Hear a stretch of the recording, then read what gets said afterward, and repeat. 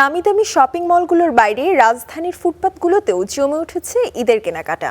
স্বল্প ও মধ্য আয়ের ক্রেতাদের ভিড়ে সরগরম অবৈধ অস্থায়ী এসব দোকানপাট।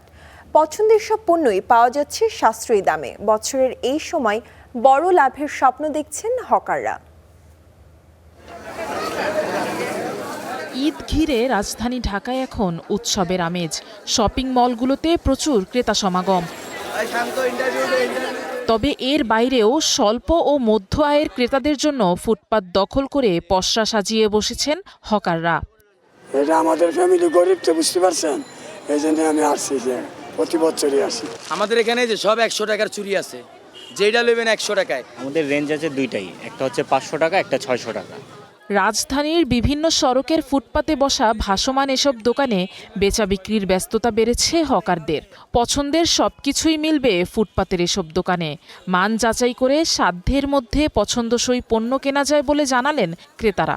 এখানে কালেকশন হচ্ছে হিউজ, আর মূল্য হচ্ছে অনেক রিজনেবল, মানে অনেক সস্তায়। পরিবারের সবার জন্য কিনা হয়েছে। এখন ছোট ভাইয়ের ওয়াইফের জন্য চুড়ি দেখতেছি, আর আম্মার জন্য চুড়ি দেখতেছি। ঈদের যে কালেকশনগুলো দেখতে পাচ্ছি, মানে খুবই সুন্দর, আর কেনাকাটা করেও অনেক মজা পাচ্ছি। বাজারে সবকিছুর দাম যখন ঊর্ধ্বমুখী, তখন দোকানি ও ক্রেতা দুপক্ষের সামর্থ্য এবং চাহিদার ক্ষেত্রে কিছুটা স্বস্তি ও ভরসা স্থান হয়ে উঠেছে রাস্তার পাশের দোকানগুলো। Afroza Lamia, star news, Dhaka.